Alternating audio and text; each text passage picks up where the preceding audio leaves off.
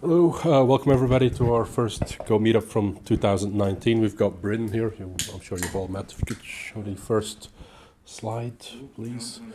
Do you want some bits about? Oh, look. Yeah, this is our meetup. If you need internet, here are the details. As we mentioned, the speaker is Bryn. Next slide. This is the agenda, which you all know. We've got a raffle from JetBrains at the end, so please stay till the end, basically. Next slide. And these, we actually have sponsors, funnily enough. GoBridge. Found their logo, right? Yeah, GoBridge, they pay for the meetup. Yes, so Bill Kennedy, if you've heard of him, he was mostly responsible for helping us set this up in the first place a couple of years ago when we first started, and GoBridge paid for our meetup subscriptions, costs money all the time. Okay, cool. And then Utility Warehouse is paying for the pizza, and lastly, JetBrains will pay for the raffle at the end of the talk. Next. And there is nothing else from your bits. yeah, and next up is Bryn. Okay, I'll sit this down here and we'll hope that you can hear something. You want me to clip it onto me? Dear. Okay, so let's go back here. I'm going to talk to you about Argo, which is a Kubernetes first workflow manager based around chaining Docker files together and some other nice bits, and how we use it. First of all, I am at FiveAI. We build self-driving cars, plus a lot of infrastructure, and we take a lot of data. There's a fair amount of research and stuff going on. So we have, well, I'll get to what we do later on with Argo. I won't say we're hiring whilst I'm at Speechmatics because I got in trouble last time I did that.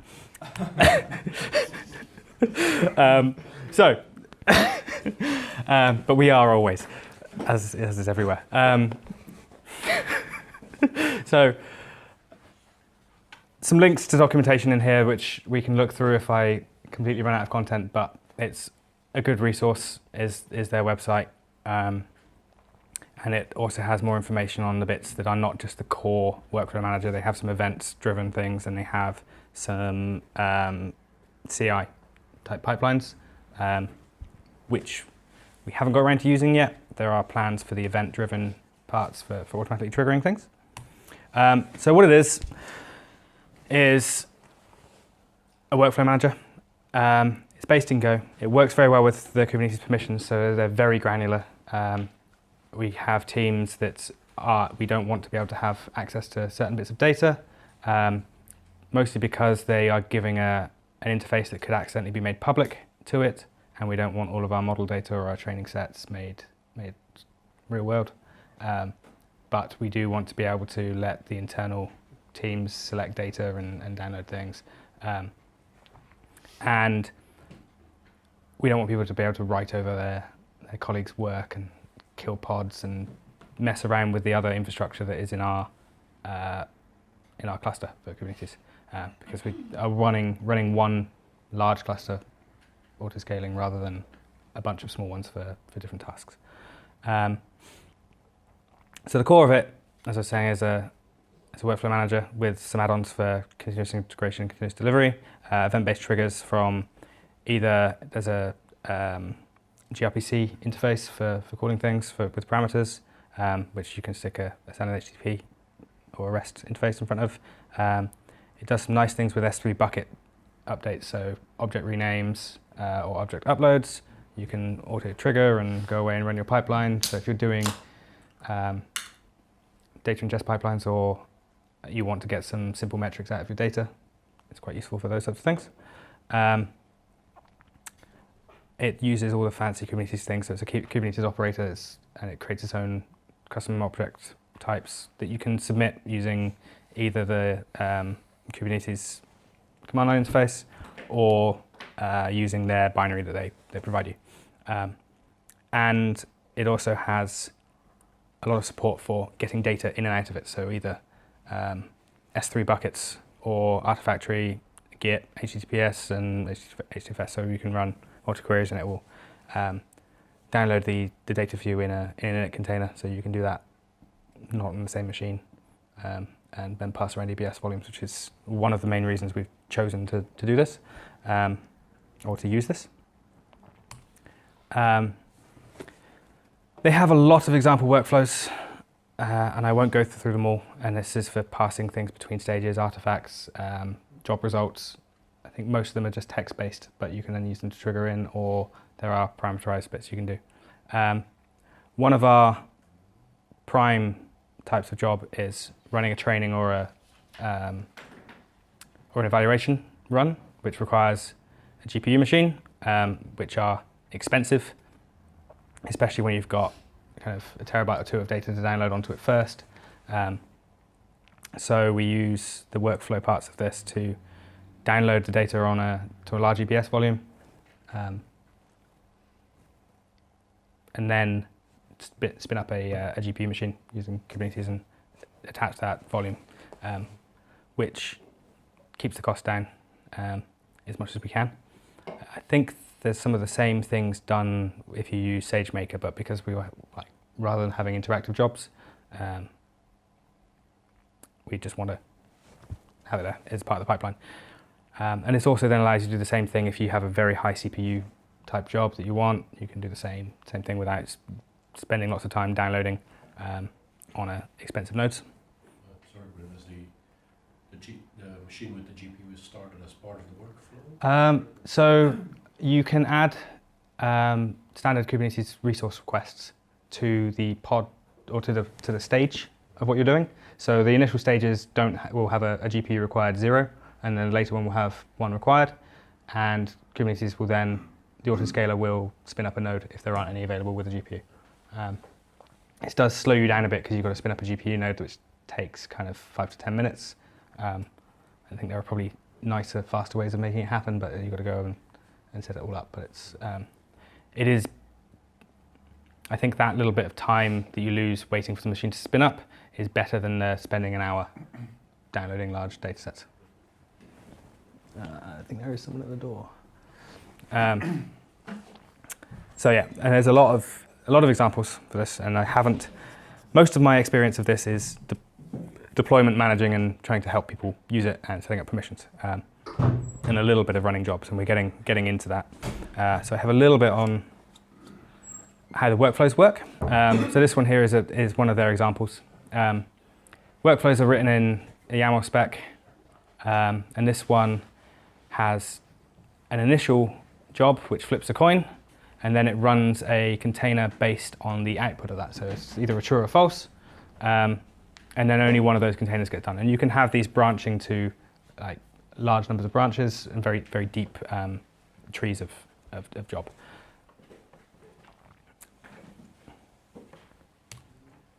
Yeah, so this is going to go very fast. Some of the examples of our things are either event-based data extraction. So when we do a data gathering run, there are useful or interesting bits of a route that we would like to look at. If the car disengaged, if there was anything that we didn't recognize, we want to get those bits of data out to be able to look at. So this is data is uploaded from a data collection site into S3. At the moment, the workflows are triggered by hand to pull out these bits of information and do the analysis, but it will go to automatic triggers, which we can do on tag bases and on other things. Data format mutation, so we take things in a very large blob, but it might be useful to make this searchable, so you can pull out certain streams of events, certain streams of messaging, because there's a lot. The big binary blob contains a lot of messages, not all of which are useful for your run. And we're looking at kind of 200-300 gig for a run file. Small ones, data gathering activities can be the orders of close to 10 terabyte. Okay, so yeah, and that would allow you to take out all your images, all your video files, and just select your key data streams to see what you're actually interested in. And that should take several hours. We've got some ML workflow training, which is from large public data sets for comparisons, and those take order 2 or 3 days to run. And again, model comparing of our own models internally between versions takes several days to run and generate data. And these are all happy running in the same cluster, auto-scaling. They don't trample each other. We just haven't seen any trampling yet. We'll see when we start deploying more of our internal production code into the same cluster as well, but it's Kubernetes, it should manage with doing this properly. Do you set limits? At the moment, because these jobs require a GPU, I haven't been setting any limits because it spins up that node and everything else in the cluster is set to be fairly agnostic to the GPU. So that's enough isolation, especially as the machines are only one GPU machines at current. So they have full utilization of that. So if we need to spin up another job, it spins up another node rather than having any dual hosting of the jobs. But there are plans to start putting it in with the kind of 8 and 16 GPU machines, and then there will be some tagging of you can have this much of the total resource in the machine, job type dependent. So Kubernetes, if you set the Kubernetes limits, you can set them also for the GPUs? Yes, so you can set a request of a number. So I can request any number from 0 to probably about 8, because going across machine in Kubernetes is probably not good. You want to do it with MPI stuff and whatnot, which again you don't want to be doing in a cloud because you don't know where your racks are and you don't know where your things are. Although there was some interesting things about running Uber's Horvath, which does MPI stuff. Oh yeah, sorry. There were some interesting bits about running Uber's Horvath stuff, which is based in OpenMPI across Kubernetes clusters, which seemed mad. So we didn't go trying doing that because it would be hard. Yeah, needlessly hard, I think. So the way we're doing this is started off on AWS because it was easy to go with Kubernetes. We don't have to do our own, worry about our own compute. At the moment, internal compute is a bunch of GPU machines in a server room in the building, and the engineers or the researchers have access to them. Ideally, we'd work on a workflow where it doesn't matter where you want to run a job or how you want to run a job, you just know your data location and that you've tested a container locally and you can run. And I think, and we think that this is the best way to get us to that, is moving our on-prem GPU nodes to be in Kubernetes nodes, and then being able to run the same type of submission wherever you are. So either you can run this on Minikube locally, which I don't think there's much point on. You just run a Docker container and prove to yourself that it works, and then submit it to one of the sites. And being able to do a simple test of a thing that you're going to trigger. And it just trying to find tools for people that allow them to run a job. If they find a favorite tool and then a different piece of infrastructure that might be better for them to use doesn't support that tool, they won't use it, which means that you're stuck with supporting loads of legacy things, and it gets really difficult. So multiple Kubernetes clusters that are all federated that we can just say, submit a job and it will find out where the data is for you. Seems to be the best way forward for training and for evaluation of things. What else have I got? So, good things about it that we've come up with so far is that it's fairly Terraform friendly, so I can spin up clusters for Argo and Kubernetes relatively quickly. It has a bunch of Prometheus network, Prometheus metrics for job state that you can then mix in with your standard node monitoring. So you can see what you're doing, you can see where your GPUs are being used. The nodes are generally tagged via the workflow name, so you can see if you're actually using the GPU a lot of the time, which we find probably not. Kind of GPU usage is spiky, and there are things you can do to optimize your jobs. As I say, yeah, plans to run on the on-prem nodes for making it homogeneous over everywhere.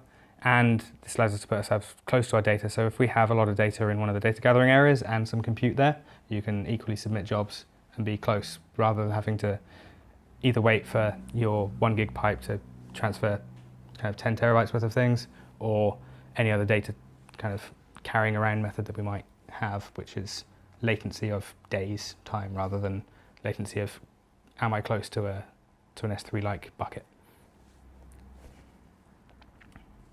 Can't see this very well on the screen, but this is one of my favorite bits of anything, is pulling out performance graphs and looking at them and seeing that that's actually working. So we've got a job that spins up. That's at about 4 o'clock in one of the afternoons. Sits and downloads a bunch of data, most of which is in this spiky bit because it's taking a while to go actually get the node up and make its resource requests and find out where the data is. With a drop in time for activity. And then here's when the GPU node comes up and we ramp up and we do all these things. So these are quite easy to monitor and quite useful for telling the engineers what they're doing and how and when it's going on.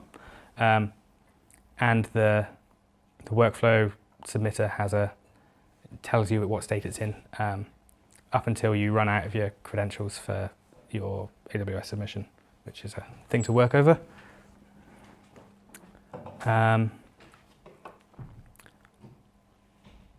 there any other bits that I have to say? Probably not.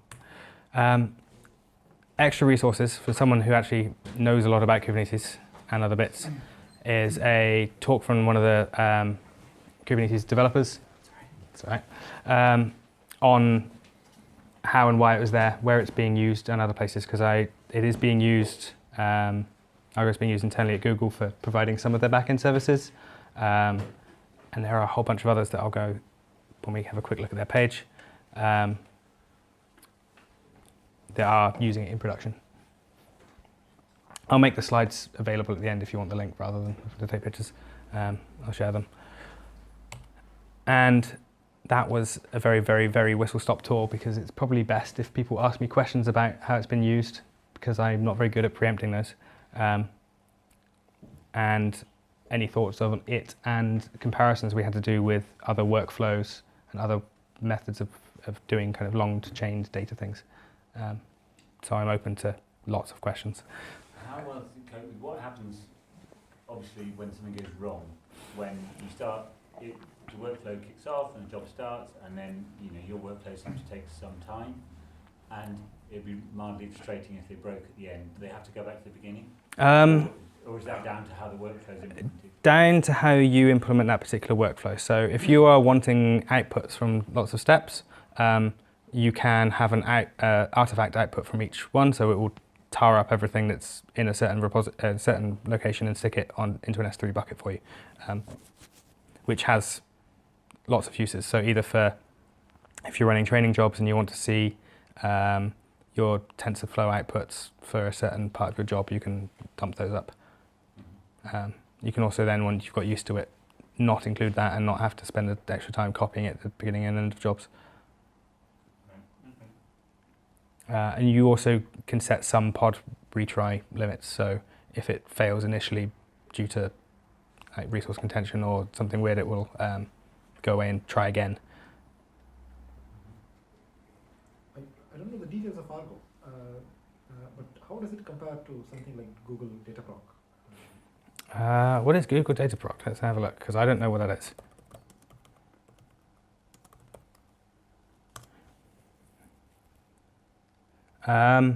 It's Hadoopy things, Hadoopy Sparky things. So in Argo, you are very much in control of, well, you have to go and get the data. You can do a bit of fan out depending on some things, but you might, if you're doing large data downloads, either you want to download lots of different objects from one S3 bucket into a EBS volume, because EBS volumes are not read many. You can do it with, what's their bigger data storage NFS-like thing? EFS. Yeah. So there's a bunch of other ones. Yeah, but they do provide. Amazon do have some read multiple read things, but I haven't worked out how to do kind of persistent volume claims on those so you can map them into pods yet. You'd have to collect them via some sort of like do a request, get the data sent to you, and then act on it from your local disk. I think for EFS you end up having to implement NFS Type client. persistent volumes. Okay. Something I was kind of looking into. Yeah. NFS PVCs, don't you have to provision No, but you do have to set up. So you'll have, if you want to do something gross, you can run NFS as an actual service in Kubernetes and provide it from the nodes which you've attached into your cluster, or you can do the NFS client provisioner, which you say, here's my NFS servers, has some volumes. So people using it, Google, NVIDIA, for some things. I think it is one of the backends of some of the Google. Kubeflow, I think. Yes, I think that's it. I think that's what they're using it for. But so the documentation is, if you wanted to have a play with it, I think it took me kind of half an hour to spin up in Minikube and actually get some things running, and their Helm charts are relatively sane. Was that half an hour after you'd spent some time getting to know Kubernetes, or was that from code? This is so I knew how to like list the number of pods and some simple things like that, but my Kubernetes experience before this was very small. Okay. For sharing the EBS volumes, is that something that's built into? Yes. So so it will pass around quite happily a persistent volume claim for each workflow. Oh, right, yeah. So it does mean that your pipeline becomes very linear, because you only have one volume claim per job. How deep and how wide are your pipelines? The ones I've been doing, very, very linear. Like do a step, do another step, whatever else. But And how many steps? kind of 4 or 5. But I have heard of people having kind of fan outs of kind of 500 jobs, and then fan ins of that, and it seems to be coping quite well. There is a fairly active Slack group for Argo where people are saying the things they've done and what their problems are, and they will get back to you fairly quickly. And it is a very active on Git with its issues and current lambdas of pull requests. So it's getting updated very frequently. It is fairly new. And there are some little gotchas, but I think most of those are getting dealt with. Bryn, how does it compare to Apache Airflow? I do know Airflow, yeah.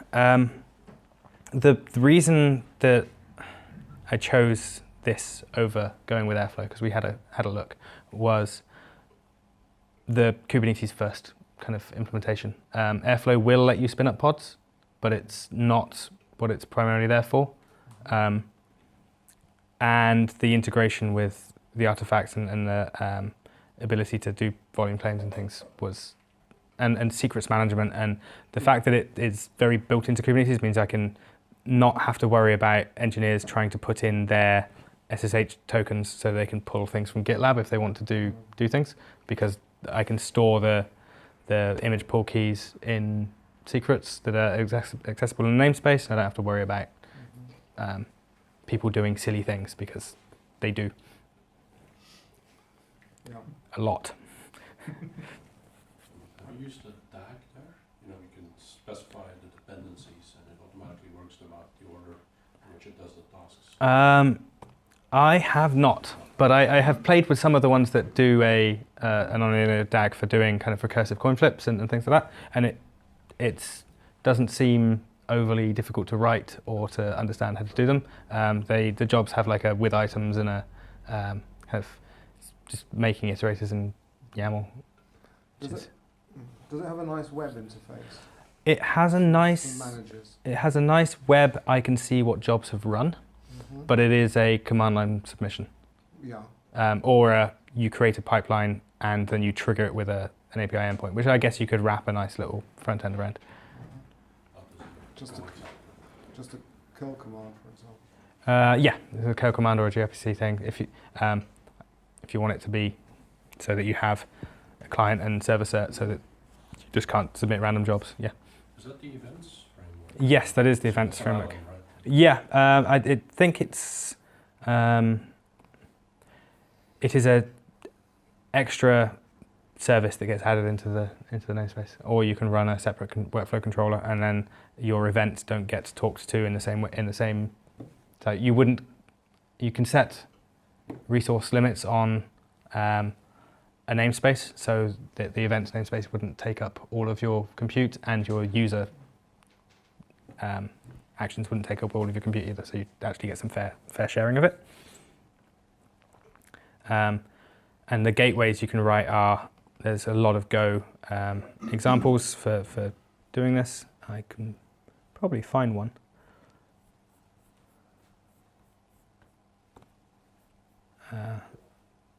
No, that's exactly the same docs. Thanks, guys.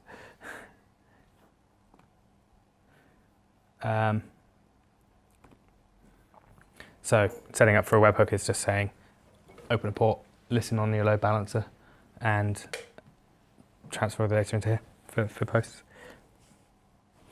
And it's just a standard Kubernetes config.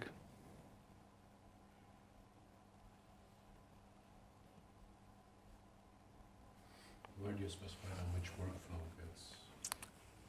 Which workflow gets which bit? I think that is probably down here a bit when we define the gateway talks to I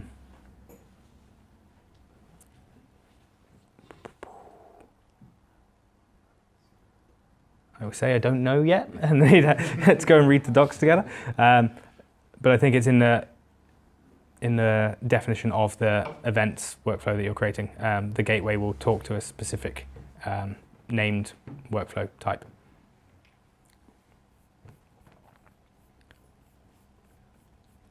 So the event's designed to allow you to communicate between pipelines, or I'm not sure Okay. So what they're for, or events in this case are for re-triggering a workflow based on some input. So if you have you upload data relatively regularly, or you want to change if you've got like a model you want to run with a set of input parameters, you can just send a post request to an endpoint with the parameters you want to run for that job. Or if you are, our primary use for it is going to be, we'll upload an object to S3, and when it completes, there is a notify, and we can listen for that notify and then automatically process the data from that one. okay. There is no kind of direct inter-pod or inter-process communication that this provides. You could, if you were doing that, I'd like write a distributed thing with Kafka or something like that. I think there's also has the ability to do a Kafka-based trigger, so you can bundle your data together and do your thing, and then hit it with a So is the assumption that each step will write its data to a bucket somewhere, and the next step will go and get the data? It's like that? either that, or you'll create a persistent volume claim, and then you will act on that. But they can also send a little bit of JSON data. Yes. Yeah. So you can either it will read from the standard out of the previous one, or you can inject some JSON data between And how jobs. resilient is the event? Like RabbitMQ cleverly detects if you lose connection, etc., or close ports and things, and reject the message and then retry it elsewhere. So what should happen is, and this is should, Emphasis on should. is the workflow. You should be running more than one workflow controller, and it should kind of ram up into those. So you should be resilient in that. And then the workflow controller will say to Kubernetes, "I need some resource. Go and schedule this." And then it waits on the underlying Kubernetes scheduler to go away and do its job for it. So it should be as resilient as Kubernetes is, which depends on how well you've set up your cluster and all those bits and what's causing the contention. But it should be pretty damn resilient. As long as you pay attention. As long as you pay attention, yeah. Do you have to clean up the workflows that are there? Because, you know, you apply one, it runs once, and then you don't want it to hang around. Yes, you do. But that can be a simple, either a simple workflow or like a service you write and just let it sit there as a Kubernetes cron job type thing. Yeah, so it's got AMQP there. Yeah. It's RabbitMQ. And Nats and Kafka streams for input. So you'd create a Kafka listener and then I won't go and look at all that because I haven't looked at it, so I'll just make it up as I go along. If you're starting from scratch, would you use it again? Would you tell your former self, yes, definitely use this? Yes, I have had a bunch of, it doesn't do this and it doesn't do that, and I'd like to use Airflow, and then like, okay, go away and write your job spec in Airflow for me so I can see that it would work, and then show me it works, and this is much easier. Like this is, as far as writing a job spec to an engineer or a researcher to go and do, this is very simple YAML, put everything together. You don't have to worry about what language your underlying container is like running in, because it just runs containers for you. Okay. So it kind of picks a container to do some work. Picks a container, does some work. To get some parameters that are kind of interesting around the workflow, and then it's up to the container to go and get its data from. Yeah. Well, the job will go, if you specify it to pick up data from the artifacts, which is S3 buckets in our case, then the job will spin up an init container that goes away and does that job for you, so you don't have to think about it, which is quite useful because then people don't have to think about how to get hold of their data. They just think, I want this data from this bucket.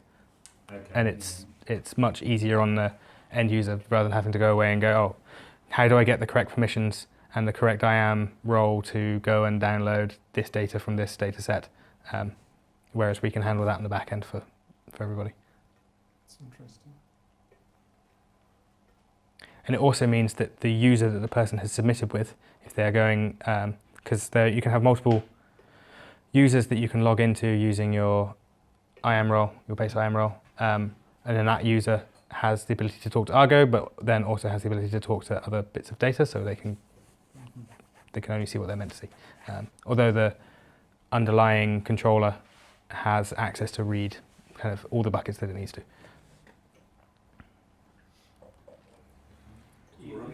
If it's aware of the data, is it clever enough to like copy it to another persistent volume if it's used like a lot, or so it does some clever optimization around that?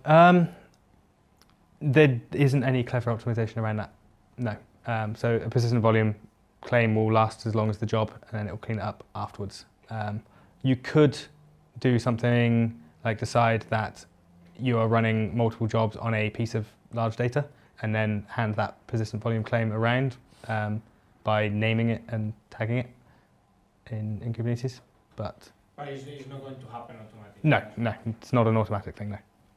And also, like, how much of the containers is reused? Like, if a lot of people use the same image, like for doing stuff, does it reuse it a lot? Yeah, it depends on your Kubernetes image pull policy.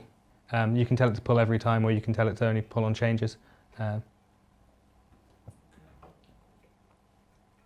But I think you can set an image pull policy per namespace as well, so you can. Since it seems to be aware of S3, is it aware of kind of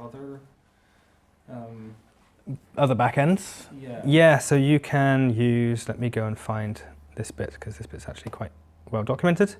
Because one of the interesting things would be that just like kind of sharing the data, like AWS have Lustre, where it can actually be, you can pre-fill the volume with stuff from S3, and you can actually in the background tell it to push those changes back into S3. Yeah, it doesn't quite do it that smartly. Yeah, so I'm wondering whether it's if they have something where you could actually help implement something around that service. I don't know. You'd have to do that in a sidecar container type thing that ran with the job to watch it and push it back up as you were going. So configuration for adding S3 buckets as the default artifact is fairly simple. You set up some IAM bits and then give it the name and configure it. You can do it with Google Cloud Storage. There are Mino endpoints. Mino is has the same API as S3. And there are, so the default one it doesn't have to ask for passwords or credentials for. If you want to use non-default ones, you can tell it to point to different buckets, but you then have to give it some configuration. And there are, I don't know exactly where the instructions on this bit are, but for interfacing with Artifactory and either pulling things from Git or HTTPS downloads, etc. And also how complex are the workflows that you can do? Can you have loops? You can have loops, you can have lots of different things going on. Yes, I tend to not because I haven't needed to, but their examples page has kind of, Diamond here does a fan out and fan in. So this type of thing. So you get 3 jobs which come into one and then they both branch out and then go into a bunch of others. And it's probably a bit of a pain to write, but once you get used to it, the structure isn't so bad. And there are definitely loops of wait until you get this result from a thing. I think this is what you're on about creating the DAG, so it does the deciding of how its workflow goes. You just say the steps that happen and your dependencies. So you wait until you have these outputs and then you will run this stage.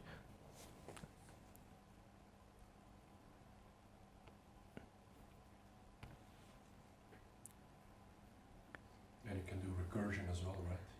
Yes. Turing complete. Yeah, I think there are some weird bits at the moment that if you try and do recursion, at least to a certain depth, it calculates the number of containers you need and then tries to spin them all up.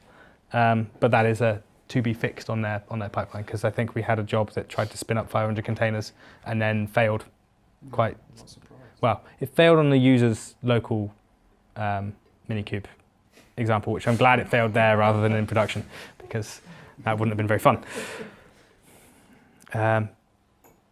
But there are some bits for doing retries.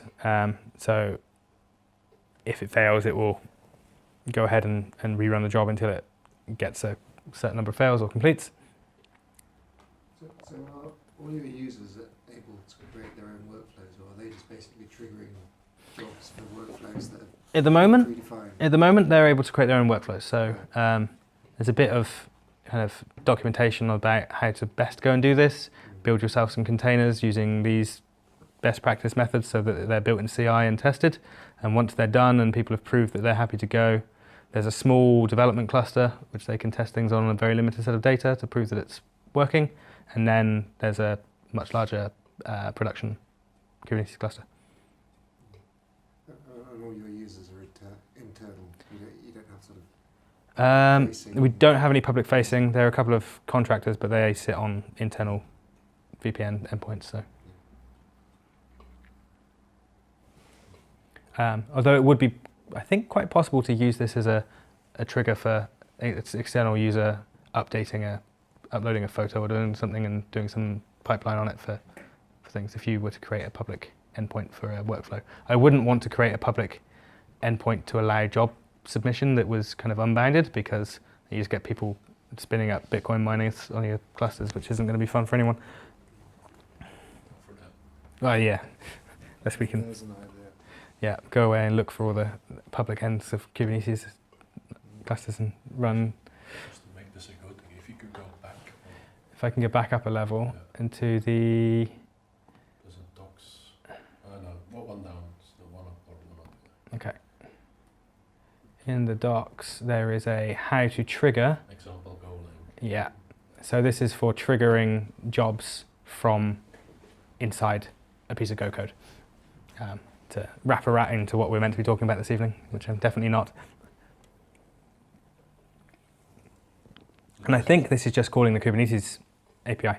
In similar, the whole Kubernetes API gets translated into Ghost structs, which you see here. Yeah. So each of the YAML levels are a different struct, and then you just fill those all in, and then a bit further down in this code, you see there, you just connect to the kubeconfig. client or something like that, and then Yeah. you just submit it. It's actually pretty easy. Yeah. So the tabs are big now. Yeah. two spaces. I think that's like, yeah, that's a big tab. Okay. I don't have any other things to show, but I'm more than happy to answer more questions if anyone has any. Like the fan in and fan out will have a gather stage, and you can then put retry policies on your internal stages that are there. Is that us? Yeah, that's us. Okay, thanks. There you go.